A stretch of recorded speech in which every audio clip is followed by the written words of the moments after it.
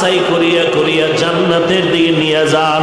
আমার নবী এবার বাছাই করতে গিয়া হাজার কোটি মানুষ, লক্ষ কোটি মানুষ আল্লাহর নবী বাছাই করিয়া নিবে। আম্মা জান আয়েশা বলে, নবী কেমনে চিনবেন কে আপনার উম্মত? নবী বলে, যে উম্মতগুলো ওযু বানাইয়া 5 বেলার নামাজ আদায় করত, ওদের ওযুর অঙ্গগুলো নূরের আলোতে ঝলমল করতে থাকবে। আমি দেখব ওদের চেহারার ভিতরে নূরের আলো দেখা যায়। ওদের নূরের আলোগুলো দেখে দেখে আমি মুহাম্মদ ওদের বাছাই করিয়া করিয়া জান্নাতে নিব। ওই সময় আমি জান্নাতে না নিয়ে কাউকে যাব না। তবে আয়েশা সাবধান, আমার উম্মতের আমি দইরা কাউসারের কিনারায় নিয়ে যাব হাউজের পানি পান করানোর জন্য। যেই হাউজে কাউসারের এক ফোঁটা পানি দিলে আর জীবনে পিপাসা লাগবে না। তবে আয়েশা শুনিয়ে রাখো, এমনও উম্মত তখন আমার পেছনে লাইনে দাঁড়াবে, যেই উম্মতগুলো পানি পান করতে গিয়া হঠাৎ দেখবো আমার সামনে একটা পর্দা পড়ে গেছে। আমি বলবো, ফেরেশতা আমার উম্মত এখন লাইনে দাঁড়ানো, পর্দা দিলা কেন? ফেরেশতা বলবে, নবী এটা উম্মত আপনার আদরের নয়।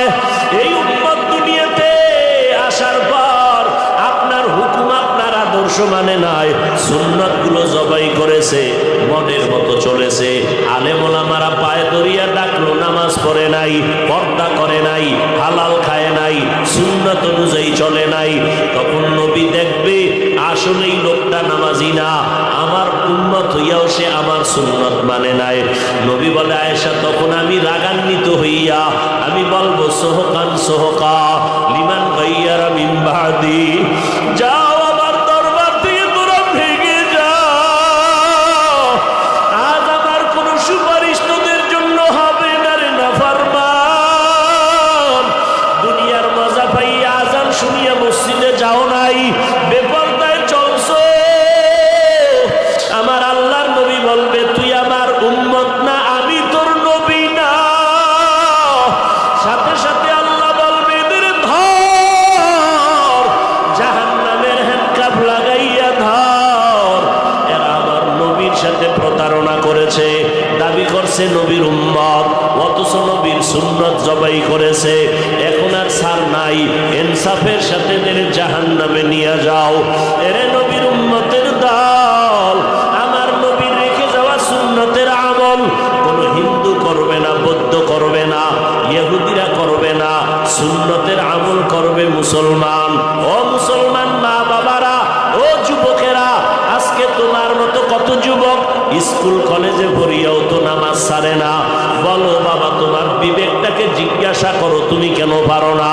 তোমার মতো কত যুবক আজকে তাকায় দেখো, র্যাব আর্মি পুলিশ বিডিআরের চাকরি করে, দাড়িও আছে, নামাজও পড়ে, অভাব নাই। বলো বাবা, তুমি কেন পারবা না? তোমার মতো কত বান্দা রাস্তায় গাড়ি চালায়, ড্রাইভারি করে, নামাজ ছাড়ে না। বলো তুমি কেন পারবা না? তোমার মতো কত বান্দা নদীর মধ্যে মাছ ধরে, নামাজ বাদ দেয় না, ময়দানে কৃষি কাজ করে, নামাজ ছাড়ে না। বলো বাবা, তুমি কেন পারবা না? ওলামায়ে কেরামের কথা কি মিথ্যা মনে করেছো?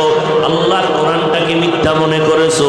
ওই কোরআনে তো জান্নাতের বয়ান আছে, জাহান্নামেরও বয়ান আছে। কারা জান্নাতে যাবে, কারা জাহান্নামে যাবে, আল্লাহ তাও বয়ান করে বলেছেন। ওরে নবীর উম্মতের দল, আল্লাহ পাক তো তওবার দরজা দিয়া বান্দাকে ডাকে, পাহাড় পরিমাণও যদি গুনাহ করো আমার দরবারে তওবা কর, আমি একটা সেকেন্ডে তোমার জীবনের গুনাহগুলো মাফ করে দিব। আজকে আমাকে সবাই কত সম্মান করে, তোমাকে কত সম্মান করে, অথচ তুমি চোখ বন্ধ করে নিজের আমলনামা দিয়ে তাকাও, জীবনে কত অন্যায় করেছো, যেই অন্যায়ের খবর মা বাবা জানলে আর সম্মান দিত না। আল্লাহ বলে, বান্দা আমি জানার পরও তোর উপরে রাগ করে পানি বন্ধ করি নাই, বাতাস বন্ধ করি নাই, বরং আমি আল্লাহ তওবার পথে ডাকতেছি, আয় আয়, ওরে আমার দরবার আইসা একবার আল্লাহ বলে ডাক দাও।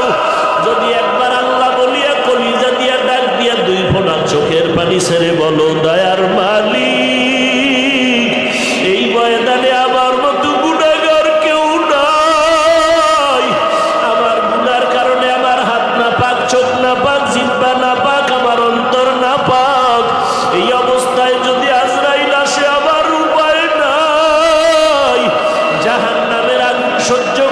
পারবো না রে মালিক, গুনাহ নিয়ে কবরে